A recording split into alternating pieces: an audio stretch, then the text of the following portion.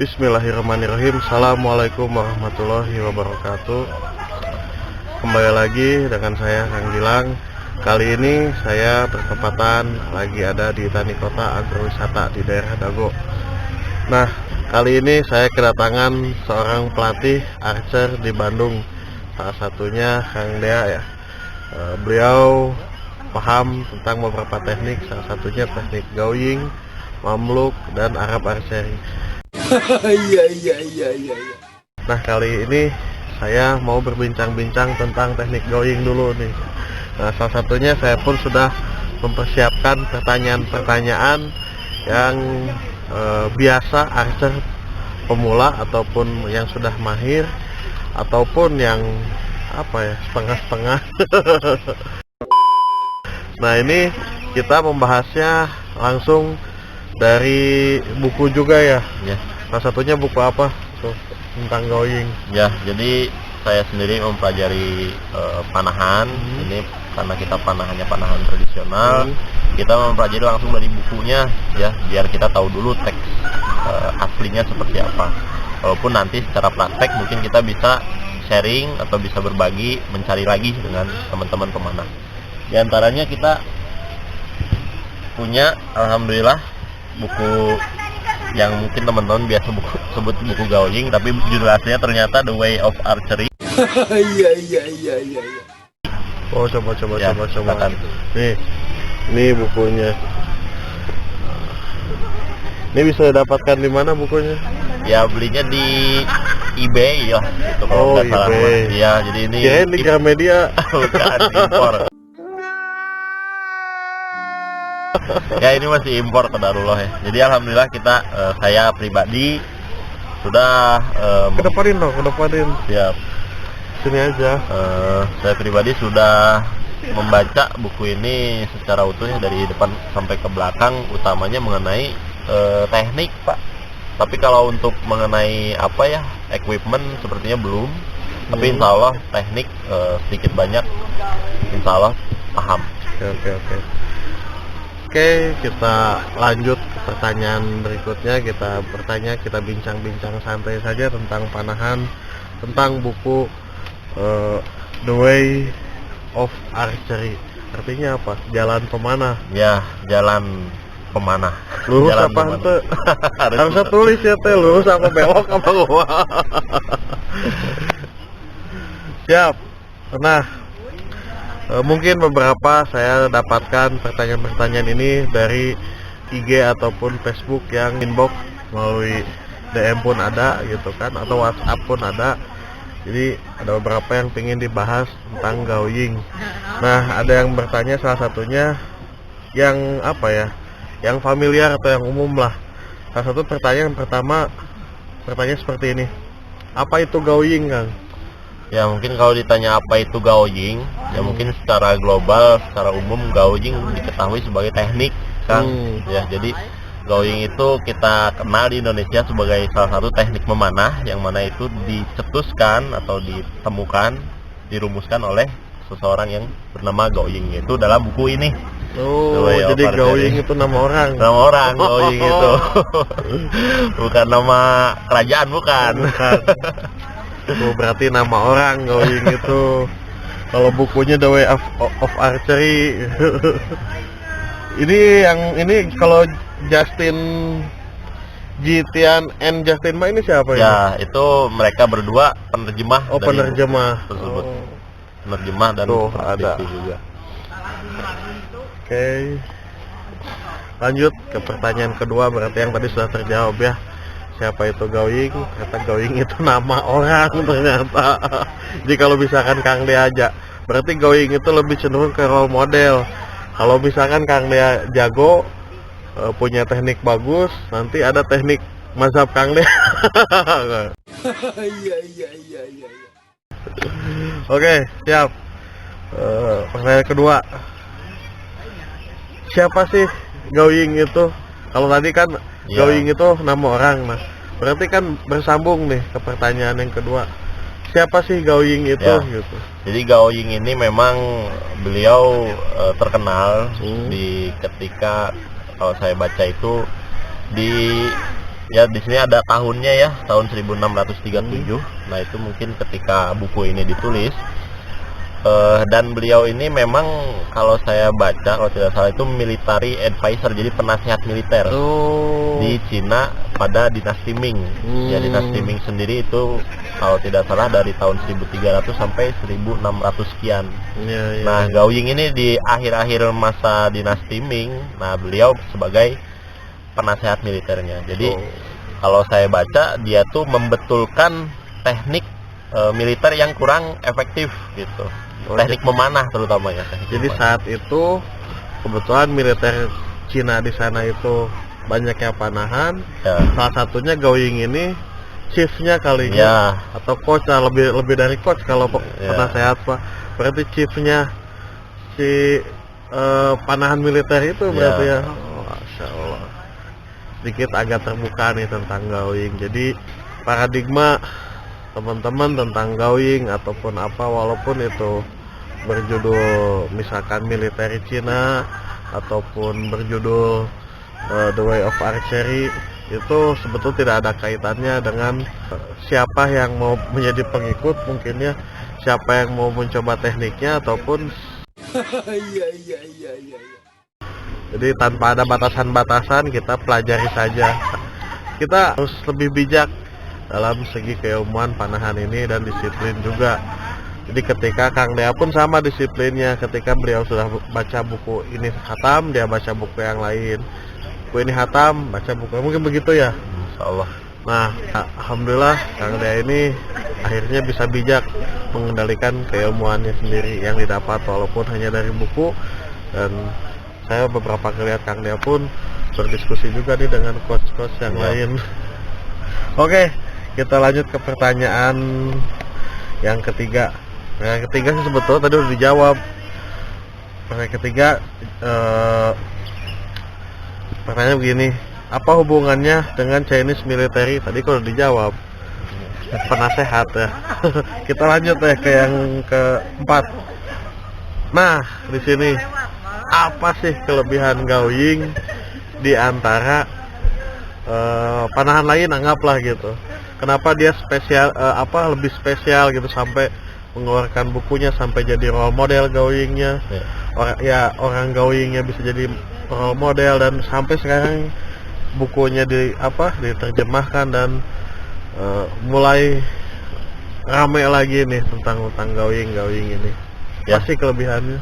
Jadi pertama memang kelebihan dari Gao Ying sendiri, dari personnya memang dia dedikasi pada panahan ini memang sangat tinggi.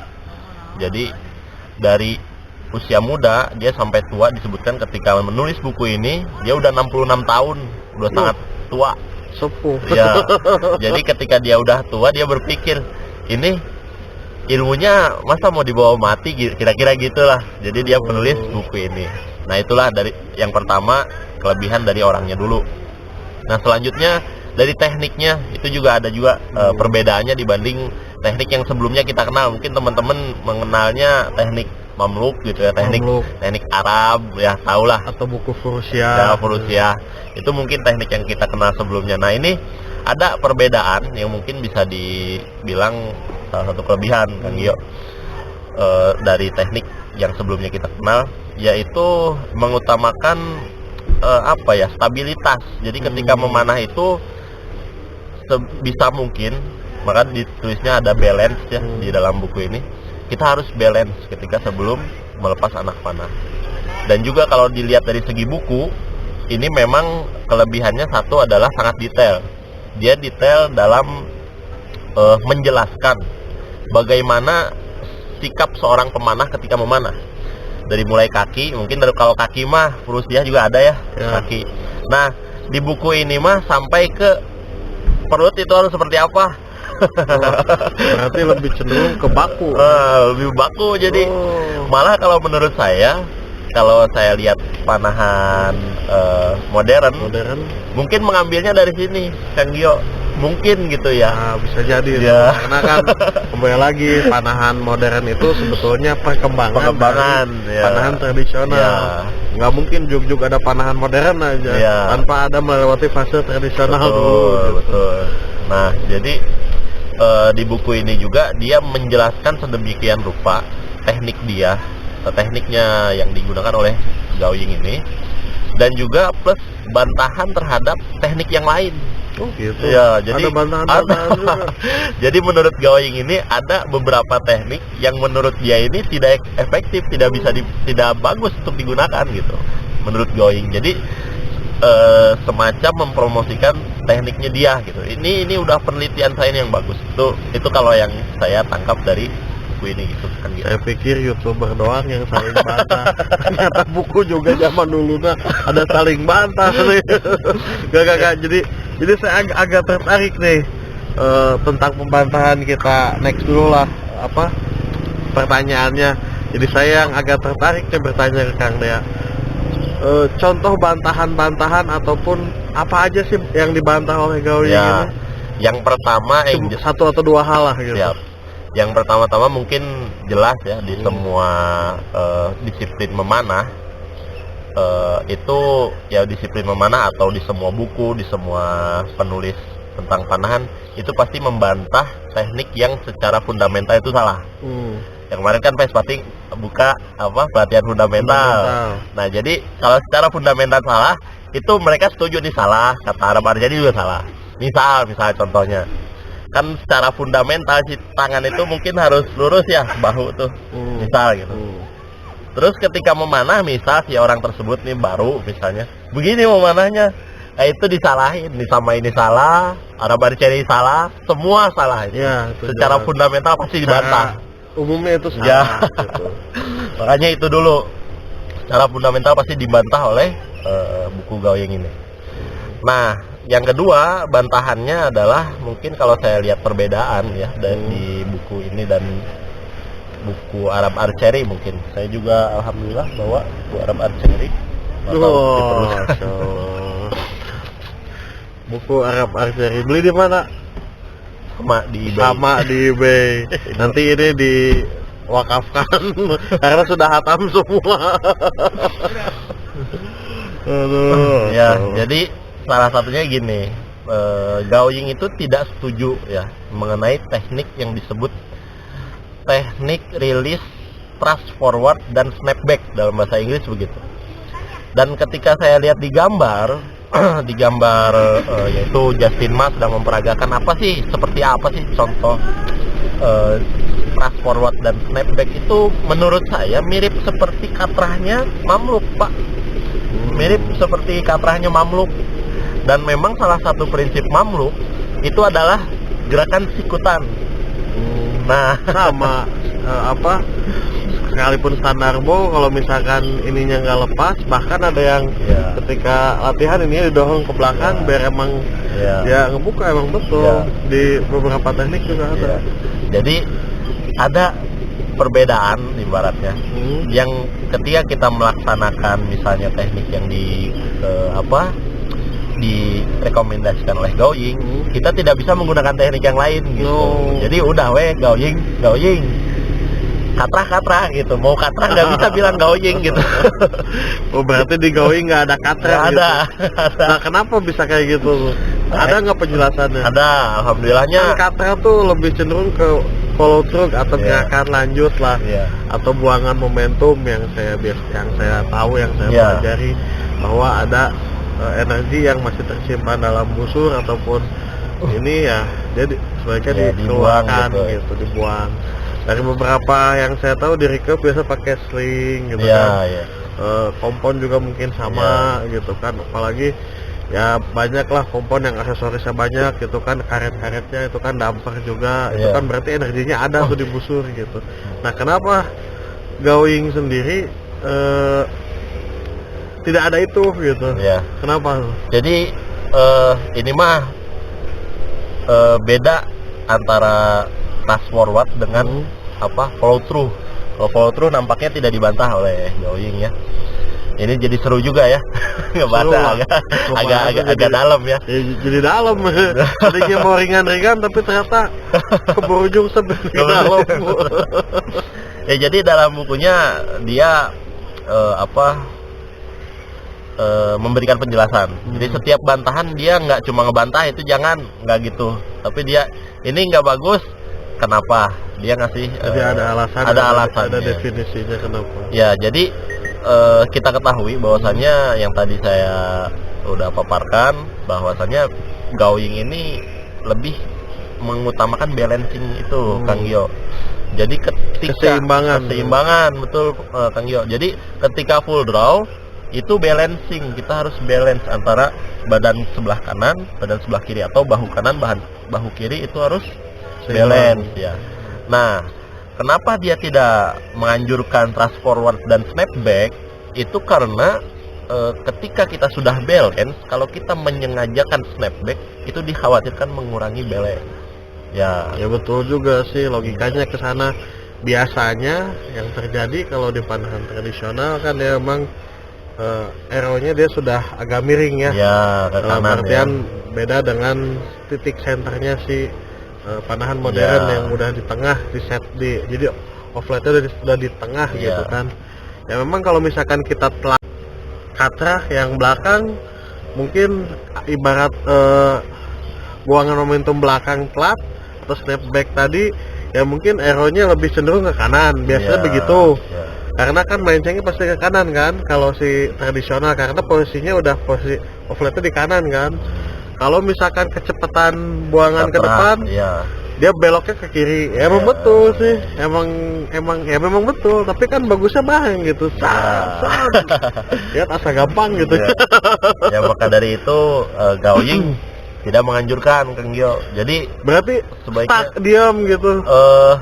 Apa ya? Bukan stuck diam, tapi lembut. Ada salah satu prinsip juga di buku Gaoying itu lightness. Apa sih kalau kita terjemahkan mungkin kelembutan. Jadi lembut lah, gitu. Ya terus terang saya sendiri tidak terlalu mempraktekkan teknik Gaoying, tapi insya Allah tahu lah garis-garis besarnya. Gak mempraktekkan tapi tekniknya Gaoying. Jadi enggak, intinya semua teknik bagus lah. Nggak ada yang jelek, nggak ada yang apa. Cuman gimana caranya kita bijak menyikapi mungkin teknik itu. Tambah lagi kan teknik cocok-cocokan nih. Kayak saya misalkan badan kayak gini, gemuk, terus lengannya pendek, bahunya agak pendek, bagusnya pakai teknik mana gitu kan. Kalau ada yang tingginya orang Indonesia 175 cm misalkan tuh. Sekarang kalau misalkan dipaksa dia ngebungkuk untuk ngurangin drawling kan sayang juga. Itu sih, jadi sebetulnya kembali lagi ke prinsip-prinsip apa yang kita butuhkan sebetulnya. Oke, mungkin sampai situ. Kita kembali lagi bahas pertanyaan-pertanyaan yang ada. Nah, adakah rukun memanah Gaoying, Kang? Ya. Alhamdulillah, bagus pertanyaannya nih. Soalnya kalau misalkan di kita kan biasanya patokannya rukun memanah.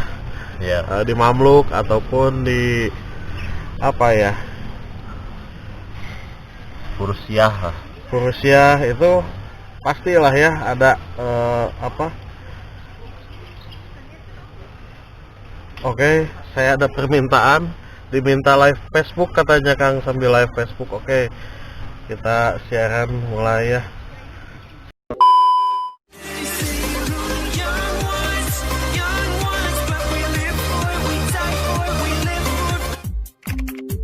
Oke Kang, kembali tadi pertanyaan tadi, rukun memanah. Kita kembali ke pertanyaan, salah satu pertanyaan keempat di bincang-bincang kali ini tentang rukun ada nggak rukun memanah di Gaoying satu? Kalau ada apa aja kira-kira? Alhamdulillah, ini pertanyaannya rukun bagus. Rukun tuh berarti step by step ya. Misalkan ya sama teknik juga sih itu. Jadi intinya teknik, urutan teknik atau disiplin teknik Gaoying itu seperti apa? Dalam artian kalau kita menyebutnya rukun memanah, kira-kira apa rukun memanah Gaoying? Ada, jadi mungkin kalau di Purusiyah tuh rukun memanah ya. Jadi kalau di Gaoying tuh apa ya disebutnya? Paling boleh buka? Boleh, mangga. Lebih baik buka. Ya jadi semacam semacam Jadi di going ini semacam prinsip memanah lah seperti itu ya. Jadi yang mana kalau kita lihat di Prusia tuh ada 4 ya di panahan Arab itu. Nah di going ini ada prinsip memanah juga, ada 5 kalau di going ini ya, yang mana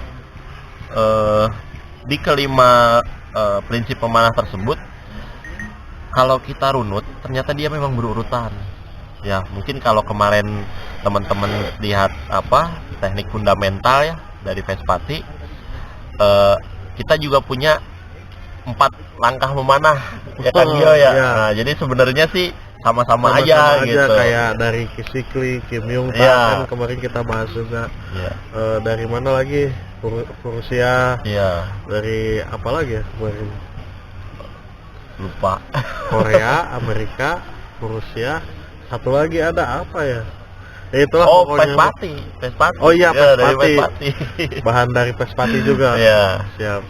Ya, jadi yang mana harusnya kemarin tambahin 5 going. Ya, jadi berurut. Jadi gini, rukun sebut aja rukun memanah ya, teman-teman biar gampang. Jadi yang pertama itu disebutkan estimasi. Estimasi itu perkiraan ya kan Gio ya kalau di bahasa Indonesia kan. Yang kedua itu full draw. Full draw itu tarikan penuh, udah pada tahu ya. Terus yang ketiga balance. Nah ini yang dari tadi kita omongin nih, balance atau keseimbangan gitu ya. Yang keempat fokus. Fokus ya, harus fokus. Yang kelima lightness, yaitu kelembutan ya. Berarti ada 5. 5 betul kan Gio. Jadi kalau seandainya 5 ini kita satukan, ini harus berurut. Tidak mungkin misalnya estimasi ini di terakhir, kita fokus dulu apa yang mau difokusin gitu kan Gio ya. Betul. Ada lamunan, dilamunin.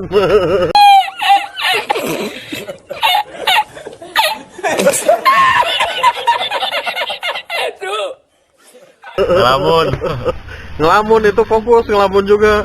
Kalau ngelamun nggak fokus nggak akan ngelamun. Ya, jadi dalam buku going ini ada 5.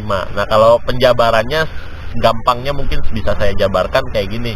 Estimasi, apa sih yang dimaksud estimasi? Estimasi itu kan perkiraan ya kalau dalam bahasa.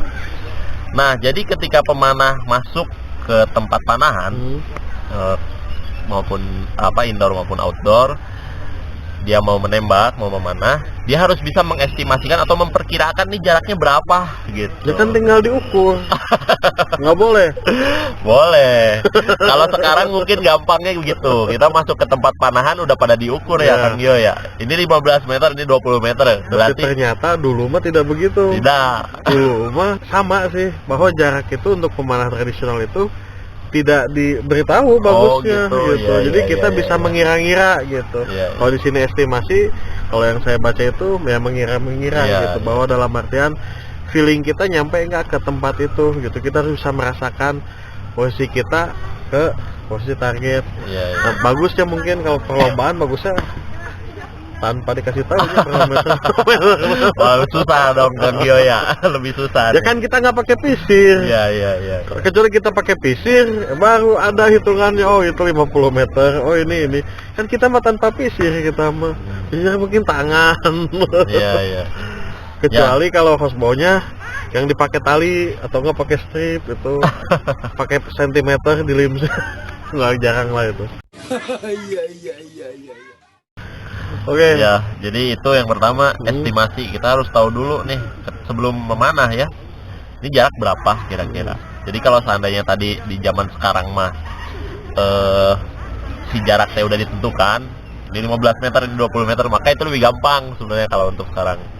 Ya, jadi kita yang pertama harus menentukan, harus bisa mengukur berapa sih jaraknya. Sehingga nanti ketika di proses pembidikan kita tahu berapa elevasi yang kita harus lakukan. Kalau seandainya jarak dekat mungkin bisa lurus, jarak agak jauh mungkin harus elevasi agak ke atas. Nah itu yang pertama. Yang kedua full draw. Full draw ini apa? Apa maksudnya penjelasannya?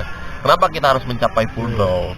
Yang pertama yang jelas itu masuk ke dalam ke dalam konsistensi Kang Gio.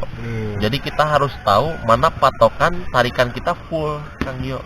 Jadi jangan sampai kita nariknya itu sembarangan. Kadang di sini nariknya, di sini nariknya terus lepas, nggak boleh. Nah, Gitu. di going ada patokan baku apa tidak tentang hitungan full draw-nya seseorang? Ya, alhamdulillah ada. Jadi untuk di teknik Oh, going gitu. ini memang ada. Jadi full draw salah satu tandanya adalah ketika anak panah itu ditarik, ya, maka ujungnya mengenai handle, Kang Gio. Itu mah sama di Turki juga begitu. Oh, Maksudnya gitu. tuh begini, Ya, panjang tarikannya Ya. gitu. kalau panjang, Tiap orang kan beda-beda tingginya, Ya, betul, panjang betul. lengan gitu betul, kan, betul, betul. panjang lebar bahu Ya. gitu kan. Ada itu juga. Yang pertama itu patokannya ujung anak panah ya, berarti sama ya dengan di Rusia juga. Yang kedua itu patokannya adalah ngukur dari ketiak sampai ke jari tengah plus, kalau nggak salah plus 6 cm, Kang Gio. Berarti Jadi kalau agak saya panjang. kan panjang tangan saya tuh 28 in, Tambah 6 tambah cm. 6 cm, berarti tambah 3 in, 31. Berarti di sini. Iya, berarti. Cara going saya di Iya, sini. Oh, gitu. Memang ada seperti itu. Oh, gitu. Jelas di sini ada. Kalau nggak salah, berarti saya Ya, 31 kalau main going. ya memang. Tapi realnya kan Mm-mm. saya tuh kalau di kompon, di recurve, kan antum tahu sendiri, antum yang nyetelnya juga di kompon, anda cuma dapat 26, recurve rata-rata 27, Osmo pun sama 27. Iya. Sekarang di going suruh 31, wah belum kebayang, tapi perlu dicoba nanti kita action nih, kita belajar ke Coach Da. Insya Kita Allah. setelah ini mungkin kita sambung ke percobaan. Oke, Mangga dilanjutkan kembali full draw Iya, yang tadi. full draw. Jadi itu panjang anak panahnya ya. Terima kasih sama Kang Gio udah nanya. Jadi full draw itu yang pertama konsistensi, yang kedua itu power mungkin. Jadi kalau seandainya tidak full draw maka powernya pun akan berkurang. Itu penjelasan. Yang ketiga balance. Nah, balance ini memang agak sulit, yang menurut saya paling sulit di teknik going ini. Jadi balance yang dimaksud adalah menyeimbangkan antara badan dan kanan dan kiri, yaitu pada belikat belakang, sehingga belikat belakang itu bisa saling menumpuk, Kang Gio. Jadi saling menumpuk sehingga terjadi balance di situ. Jadi kita tidak terlalu, maksudnya akan menghemat tenaga, tujuan Iya, iya. menghemat tenaga. Karena ngunci. Betul. Artian pakai back tension pun dia sayapnya ngunci. Ya, ya. Jadi itu balance. Nah, ini memang paling sulit menurut saya di teknik going ini. Nah, selanjutnya yang keempat adalah fokus. Fokus ini maksudnya apa? Yaitu kita fokus ke sasaran tentunya. Jadi kita fokus ke sasaran, kita lihat ke sasaran betul-betul itu sasaran yang mau kita bidik, kita tembak, kita panah. Nah, baru kita bisa untuk melepas yaitu ada di langkah kelima, yaitu lightness yaitu kelembutan. Jadi di going melepas itu tidak di snapback, tidak disikut, tapi dilepas begitu saja. Kalau yang saya tangkap sih seperti itu. Sehingga praktisi-praktisi going mungkin kalau yang kita lihat di YouTube mungkin gitu ya, dia melepasnya itu ya mengikuti follow through busur saja, kan Gio, kalau yang saya lihat. Jadi dah aja gitu pas. Ya memang sih panahan itu ada hubungannya dengan kelemasan, jelas, karena kalau kita rilisnya kasar atau belum clear, bahasanya Ya. belum clear kan kalau dirilis, apalagi ada tahapan paper tuning gitu kan. Ya.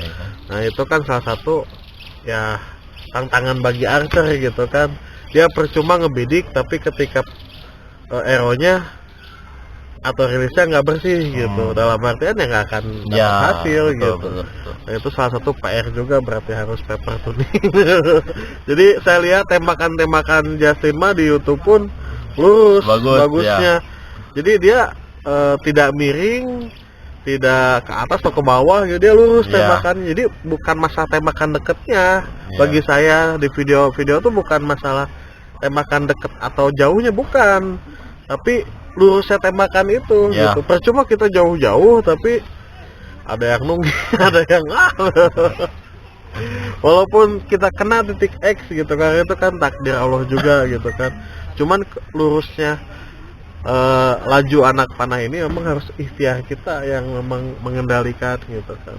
Ya. Gitu, maka dari itu belilah Arrow. Promosi. Udah, next. Oke, mungkin segitu. Atau Ya. ada tambahan lagi nih? Kita gatel nih pengen maju ke bagian teknik lapangan nih.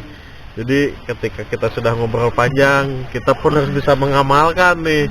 Kita tes Kang Dea nih. Udah tes Kang Dea, tinggal saya yang belajar nih gimana-gimananya. Oke, kita ketemu lagi di season kedua. Mungkin yang ini dicukupkan dulu, nanti kita season insya Allah nanti ketemu lagi dengan saya Kang Gilang, masih di channel Gilang Agan Anggara. Wassalamualaikum warahmatullahi wabarakatuh. Waalaikumsalam.